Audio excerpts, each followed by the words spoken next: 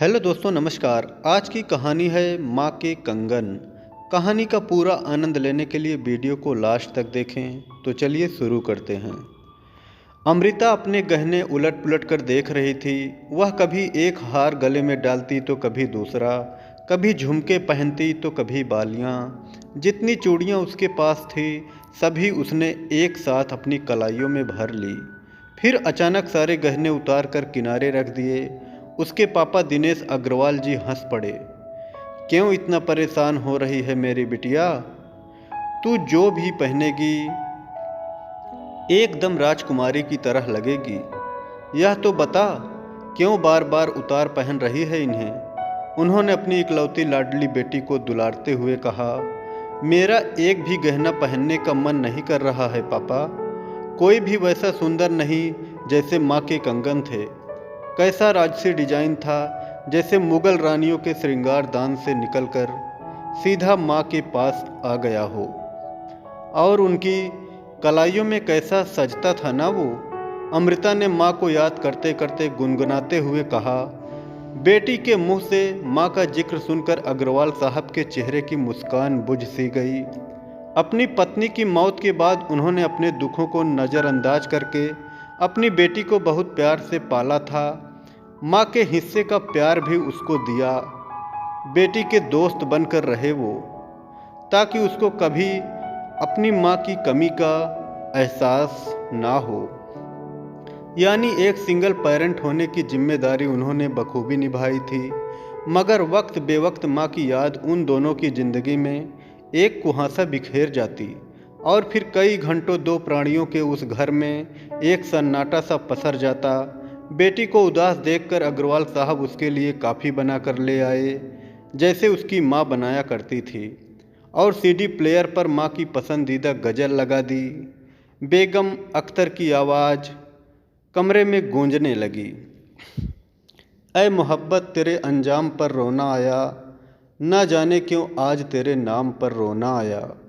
अमृता के लिए एक थेरेपी की तरह यह गज़ल उसकी माँ की याद से मिले जख्म पर एक ठंडे मलहम की तरह। कितना शौक़ था माँ को गज़लें सुनने का ना जाने कितने शेर उन्हें याद थे। चुपके चुपके अपनी डायरी में कभी कभी वह खुद भी लिखा करती थी।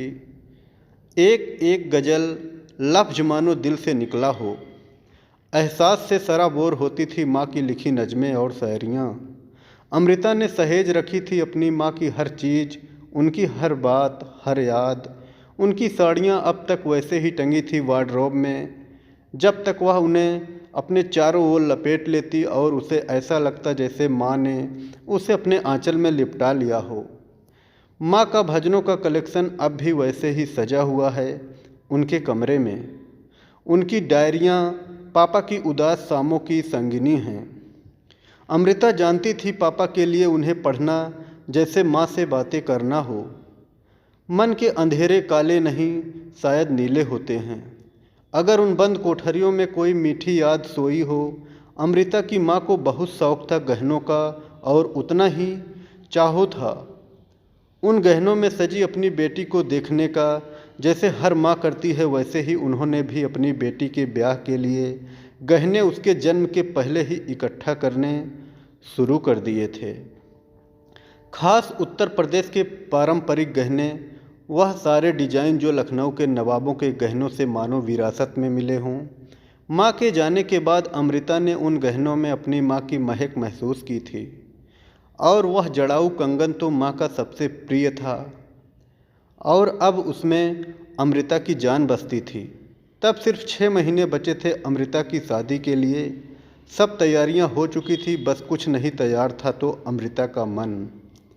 पापा, माँ बहुत याद आ रही है इन दिनों, कहते हुए रुआंसी अमृता ने अपने पापा की गोद में अपना सर रख दिया।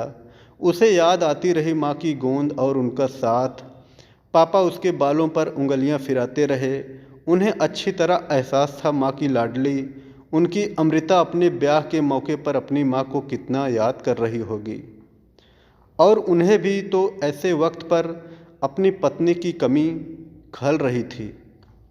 उनका और उनकी पत्नी का 20 साल का सुंदर साथ था। उन 20 वर्षों में उनके प्रेम की बगिया हमेशा लहलहाती रही। आपस में झगड़ना तो दूर, कभी बहस भी नहीं करते थे। अग्रवाल साहब अपनी कभी बिखर भी जाते। उनकी प्यारी पत्नी अपना धीरज नहीं खोती। वह बिना कुछ कहे बस मुस्कुरा देती और बहस यूं ही टल जाती। अभी तो ब्याह की तैयारियों में अकेलेपन का एहसास नहीं होता, मगर अमृता की विदाई के बाद आखिर वे अकेले रहेंगे कैसे? मगर अपने स्वार्थ के लिए बेटी की खुशियों को नज़रअंदाज तो नहीं किया जा सकता। ब्याह की तैयारियों में अमृता के हिस्से में एक ज़रूरी काम था। माँ के कंगनों की पॉलिश। उसके चहेते कंगन को वो खुद अपने सामने चमकवाना चाहती थी।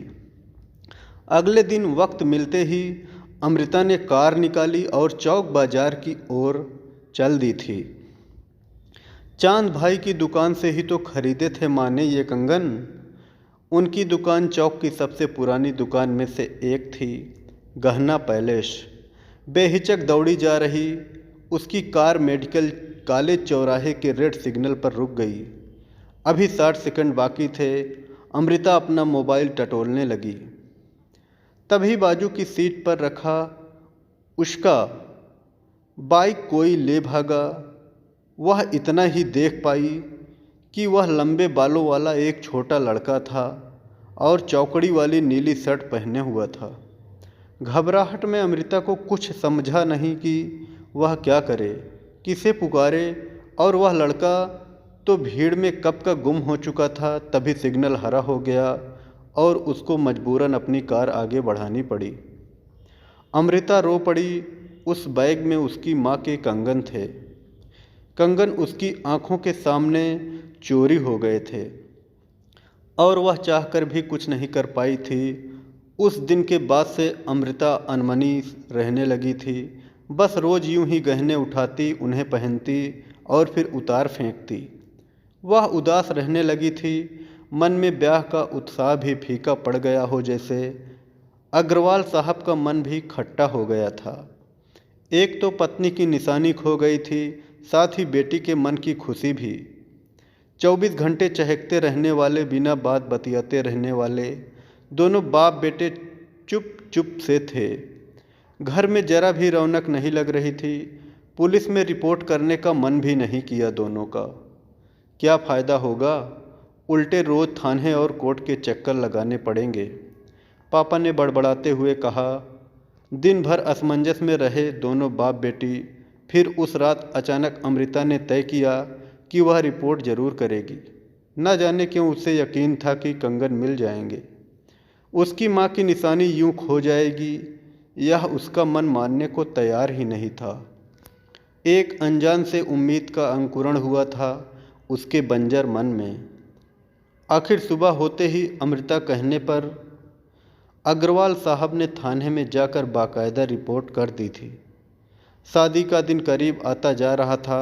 तभी एक दिन अमृता के पास थाने से फ़ोन आया और उसे सूचना मिली कि उसके कंगन मिल गए हैं और उसे पहचान के लिए जाना है।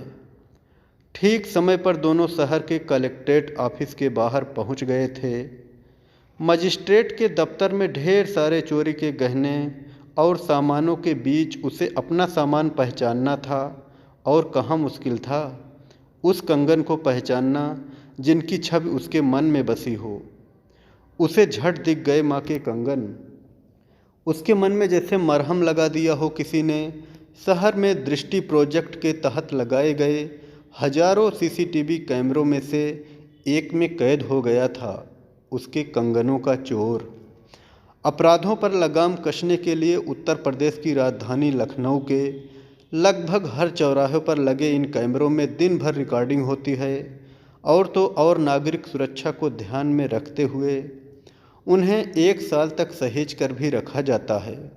खैर, अमृता के दिल का सच साबित हुआ था। कुछ दिनों बाद कंगन फिर अमृता की कलाइयों में खनक रहे थे। ब्याह के बाद अमृता पग फेरों के लिए वापस अपने पापा के घर आई। घर में छाया सन्नाटा और पापा के चेहरे पर छाई उदासी देख उसका जी भर आया। शादी भी कितनी अजीब रस्म है ना, अपनों से दूर करने वाली रस्म। अमृता अपने पति के कंधों पर सर रखकर रो पड़ी। तो कौन कहता है उन रस्मों को मानने को जो हमें दुख देती हैं। उसका पति मुस्कुराया। अब से तुम और पापा उदास नहीं रहोगे। वह अब यहाँ अकेले नहीं बल्कि हमारे साथ रहेंगे। अपनी लाडली बेटी के साथ? सच? अमृता उछल पड़ी। एकदम सच। उसके पति ने उसका हाथ थामते हुए वादा किया। घर में सबके चेहरे मुस्कुरा उठे। अमृता को लगा जैसे दीवार पर लगी माँ की तस्वीर भी मुस्कुरा उठी हो। कहानी कैसी लगी कमेंट में ज़रूर बताएं।